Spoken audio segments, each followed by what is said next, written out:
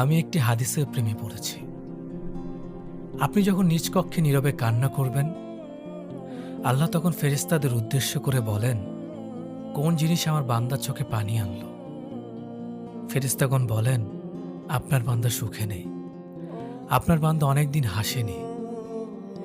এই বলে ফেরেশতাগণ কান্না করতে থাকেন এবং আল্লাহকে বলেন, হে আমার রব, আপনি জানেন আপনার এই বান্দার হৃদয়ে কি রয়েছে, অতএব আপনি তার জন্য সবকিছু সহজ করে দিন।